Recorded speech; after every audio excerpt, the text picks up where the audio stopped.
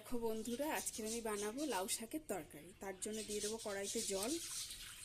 আমি লাউ শাকটাকে সিদ্ধ করে নেব। আচ্ছা, লাউ শাকটার মধ্যে দিয়ে দিয়েছি আলু, ওলকপি, যেগুলোকে এবার সিদ্ধ করে নেব।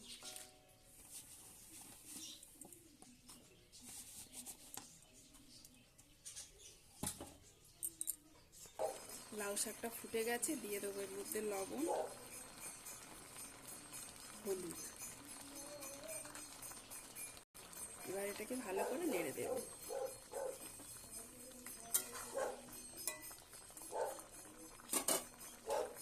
ঢাকা দিয়ে দেবো সিদ্ধ হওয়ার জন্য। এটা অল্প একটু সিদ্ধ হয়ে গেছে, এবার এটাকে নামিয়ে নেব। কড়া গরম হয়ে গেছে, ওর মধ্যে দিয়ে দেবো তেল, দিয়ে দেবো বড়ি। বড়িটাকে ভালো করে ভেজে নেব। বড়িটা আমার ভাজা হয়ে গেছে, এবার এটাকে তুলে নেব। ফোড়নের জন্য দিয়ে দেবো তেজপাতা, শুকনো লঙ্কা, 5 ফোঁটা। দিয়ে দেবো কয়েকটা কাঁচা লঙ্কা। এবারে সিদ্ধ করে রাখা সবজিগুলোকে দিয়ে দেবো।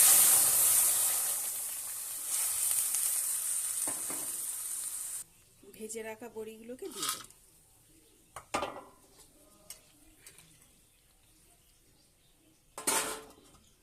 এবার এটাকে ঢাকা দেবো। হয়ে গেছে তরকারি। এর মধ্যে দিয়ে দেবো একটু জিরের গুঁড়ো।